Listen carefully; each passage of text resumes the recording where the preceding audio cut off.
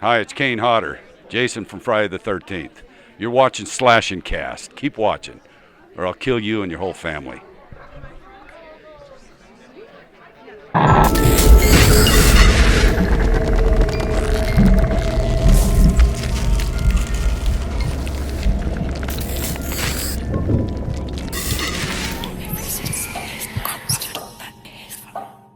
What's going on, horror fans? Welcome back to another episode of Slashcast, a show that brings you the latest in all horror news. My name is Riley. That is Nick. Before we get things started, just a couple announcements. First of all, we're doing a little fun pinya thing today. Shout out to ridiculousness.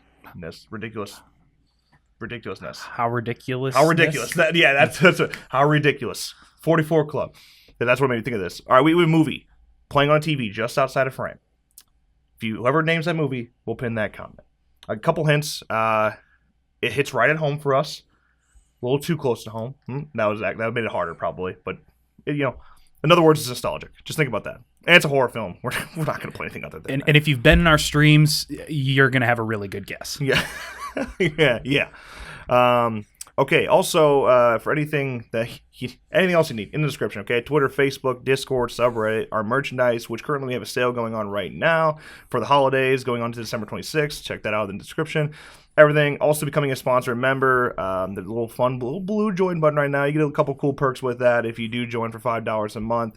First of all, it keeps the channel going. You get your name in the credits at the end of this video and every other video on the channel. You get a little logo, a little badge next to your name in the comment section. Things like that. Special roles, Discord, and whatnot. Okay? Just a little special things for special people, All right, but with that, let's move on to our first topic of the day, that being Voorhees.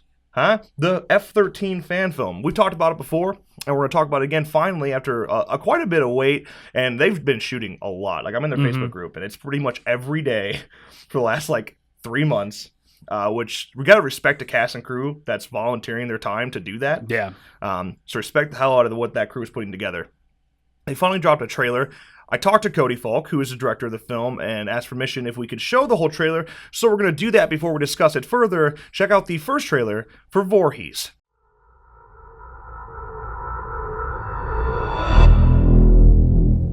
Are you sure you have time for this?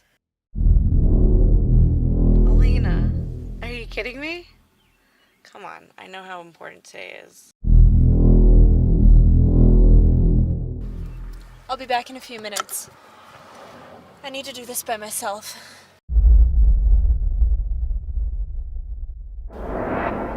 Miss you, Dad.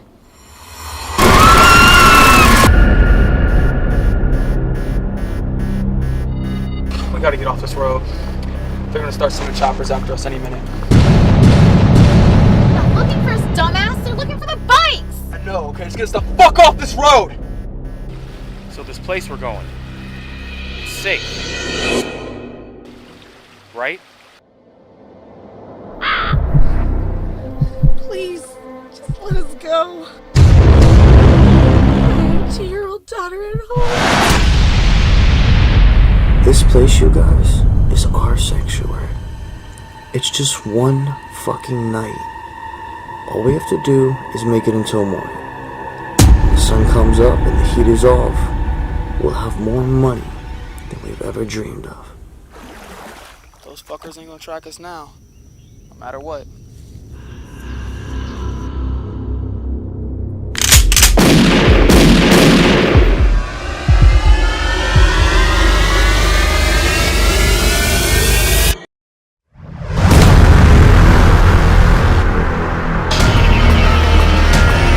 There's a reason why we're supposed to be afraid of this thing.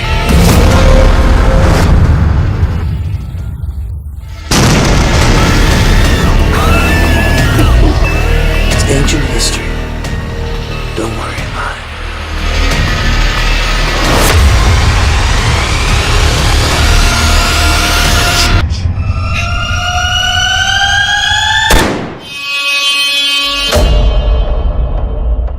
What really happened here?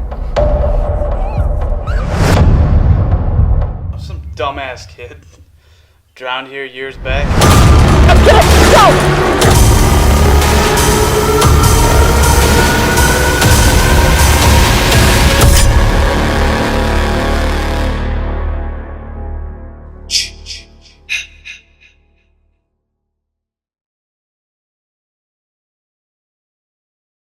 So if you weren't already excited for Voorhees, I imagine you got to be now. That being said, a lot of people in the comments, it upsets me already saying, like, no, it doesn't look as good as Never Hike Alone. Don't do that, okay?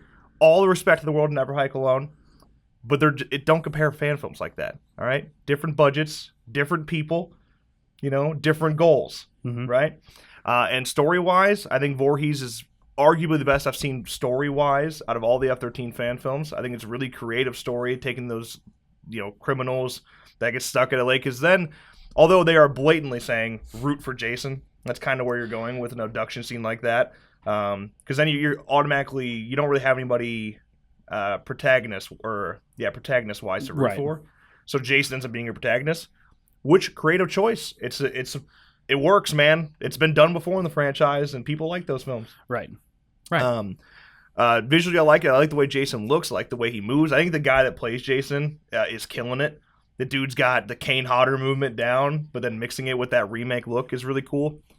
Yeah, I mean, I'm excited. Yeah, I wonder how long it's going to end up being, because from that trailer, like, it was a 2-minute long trailer, I believe, but I still feel like we haven't gotten, the full story. Which is not a bad thing. Because a lot of trailers will be 2 minutes long and just go point by point and spoil the whole here's movie. the whole thing, right? And there's still a lot we don't know, which is good. Yeah, it was well cut together. It was definitely a beautiful start to bring in fans. Yeah. So if you haven't already, make sure you go check out their Facebook page and the group. Cody's constantly posting in there and keeping people up to date. And remember this was crowdfunded. They did 2 different Kickstarters. I think one raised $8,000, one raised $5,000.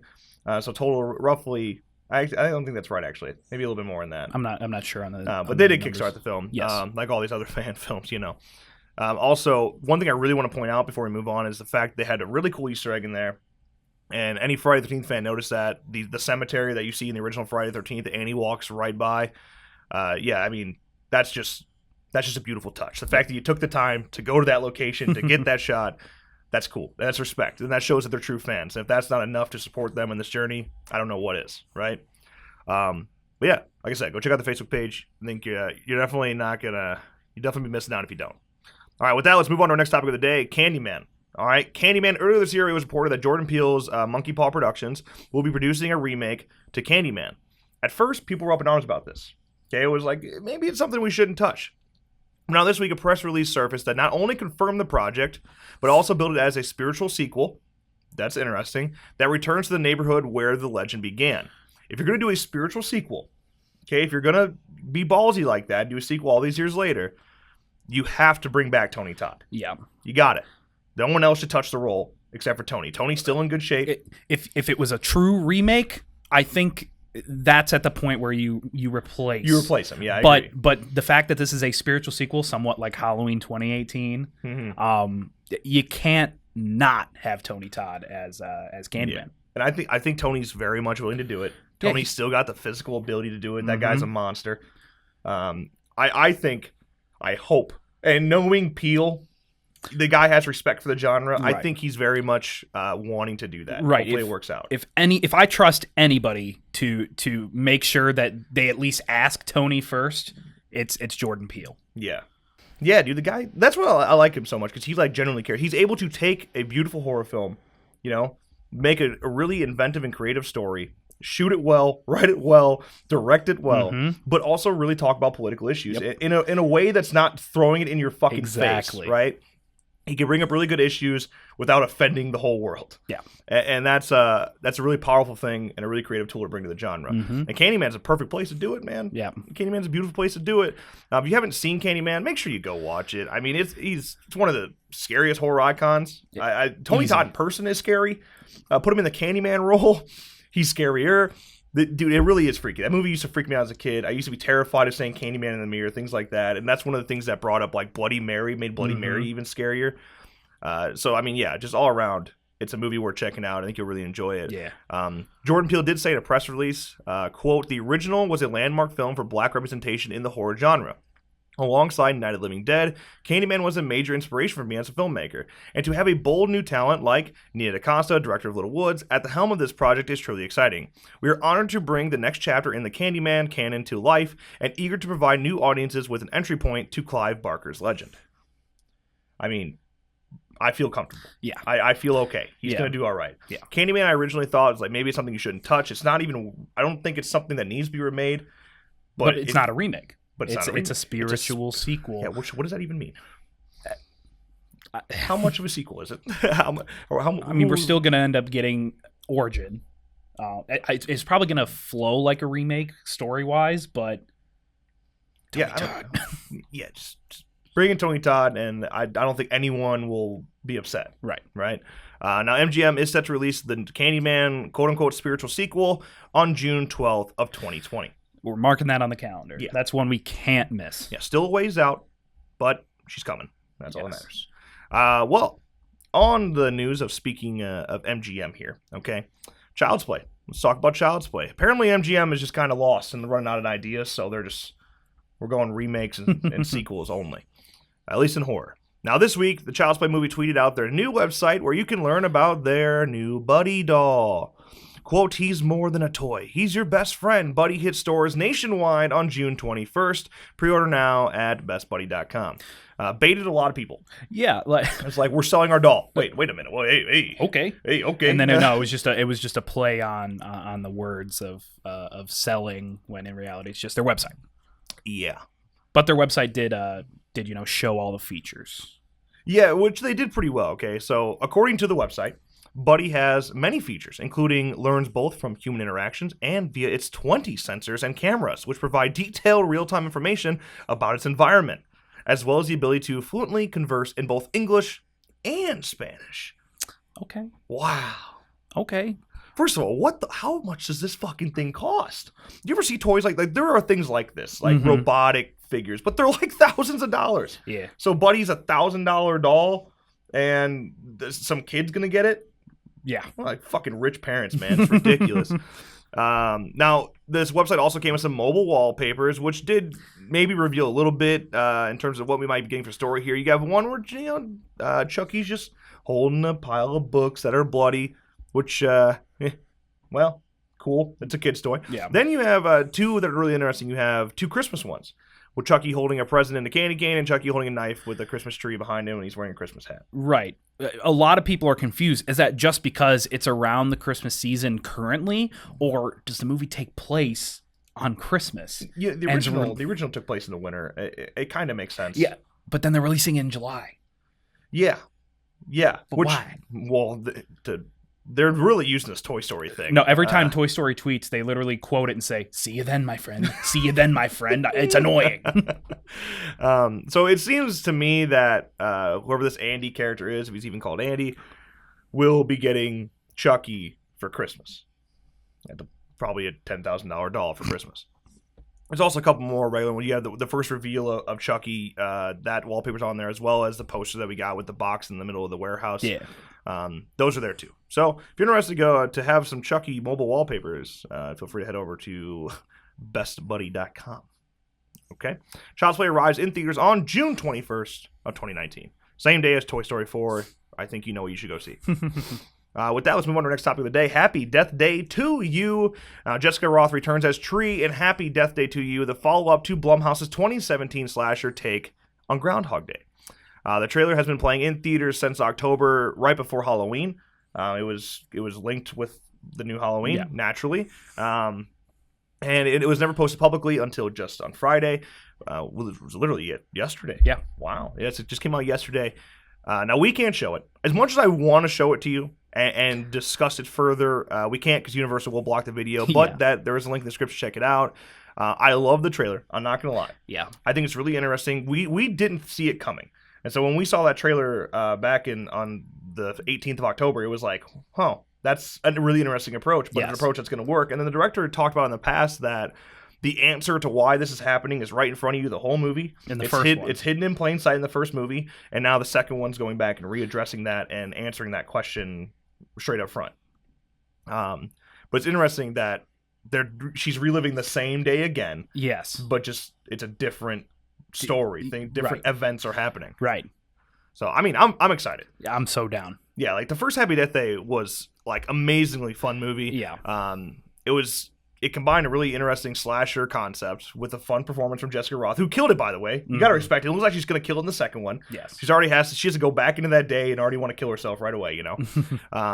And it's arguably one of the best slasher-type movies outside of the 80s. I mean, you have, like, Scream, and then there's not many good slasher films outside of the 80s. I mean, there are some. It's right up there with Final Girls for me. Yeah, Just it's fun, slashery, 80s feel movie. Yeah, right. Like, these movies aren't fucking blockbusters, right? Like, they're not supposed to be, but they're fun, they're creative, and they're easy to get. Like, they're a good time. Yes. I don't see how you could hate Happy Death Day. Right. And I don't think Happy Death Day 2 will be bad either. Happy Death Day to you. To you. That's cheesy as fuck, but I think they know what they're playing with. Right. Think they're aware.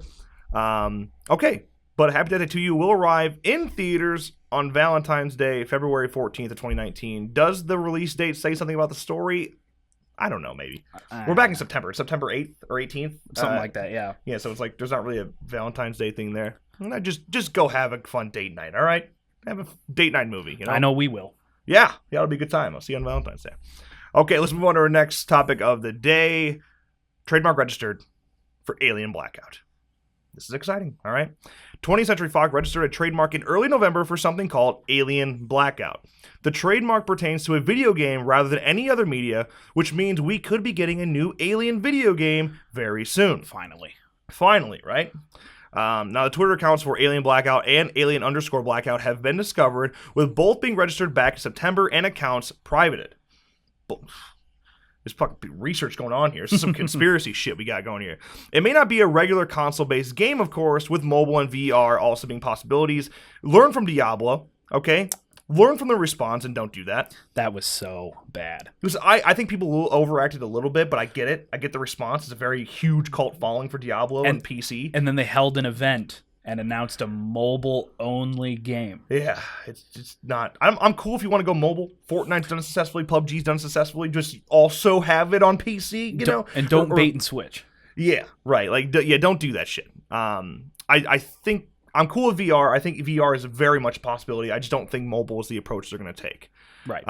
However, Jeff Keighley, producer of the Game Awards, posted a teaser image ahead of this year's event on December 6th. The phrase, "worlds will change," are repeated over and over with a retro-style computer screen look and font, and a giant W in the upper left corner. Now, fans of the Alien series will know the similarities to Weyland-Yutani Corporation's own logo, and the image itself reminds you of something you'd have seen on the Nostromo. So, yeah, like it's pretty clear. That's a reference in some way to the Alien series. Now he's the head producer of the Game Awards, which is next week.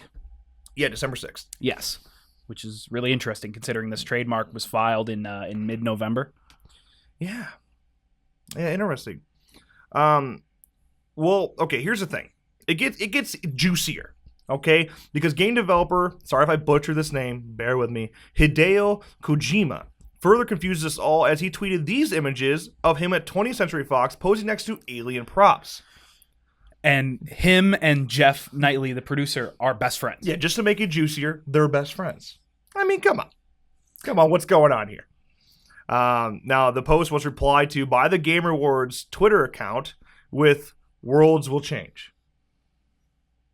Come on, man. What are we doing here? Now, I think it seems pretty clear that at the Game Awards next week on December 6th that we will be seeing some sort of game announcement for Alien Blackout. Hopefully it doesn't let us down. If there's nothing related to Alien at the Game Awards, I'm going to be a little upset because they blue balls the shit out of us if not. I don't think they would, have developed this game over the last couple of years, put Alien on it, and then register the trademark in November. I believe I checked the website and I don't believe it's processed or confirmed yet. I still believe it's pending. So I don't think they would, make this game, hope that they can get the trademark for what they want to call it, and then, we got the trademark, boom, announce it. Yeah. Release. Yeah. I don't think, and also a stealth drop for a game like that is not ideal. You want to build the hype. Yeah. Yeah, it's interesting that they got the trademark so late, despite them having the counts back in September. Yeah. So again, trademarks are really, like, they own the title Alien.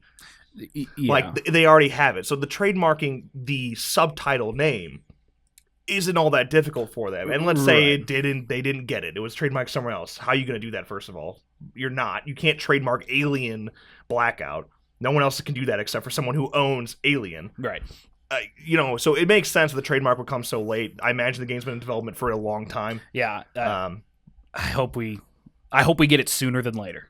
Yeah. I'm ready. That being said, I think we're going to go ahead and play through the Alien Isolation just to kind of hype ourselves up, do a little bit of a playthrough. Not a walkthrough. Walkthroughs are for squares. Playthrough. Yep. Not to make fun of anybody that plays walkthroughs. But that's a wrap Slashcast today. If you're still kind of wondering what movie we're watching, I got one little hint, and that's just because right now it looks like they're about to make an interesting discovery. Maybe that'll help you. Maybe it won't. I could give you another hint, but I'm not going to because that ruins the fun of the pinned comment. Nick, do you have a slash tag? Wow, we just spawned something on accident. The new slash tag. I think worlds will change. Yeah, hashtag worlds will change. Makes sense to me. For the slash tag. Wow, that was a complete accident, but slash tag. Let's hope we remember it next time. Let's get so fucking cheesy, bro. The slash tag of the day. But yeah, that's your wrap up Slashcast today. If you enjoyed, make sure you drop a like, subscribe, turn notifications on so you don't miss a video or a stream in the future. We will start posting a lot more here soon, including gameplays. We're hitting up a news flash genre here. We have a new show we're working on, which we talked about a little bit in the stream. We'll talk about more. It's going to be fun. We have a lot of things we want to do, and we're finally starting to get the time to do those things. So if you haven't already, man, now's the time. Subscribe. Also, Slashcast will always be here for news and updates. Yep. Okay, with that, as always, thank you guys so much for watching. Editor, roll that outro.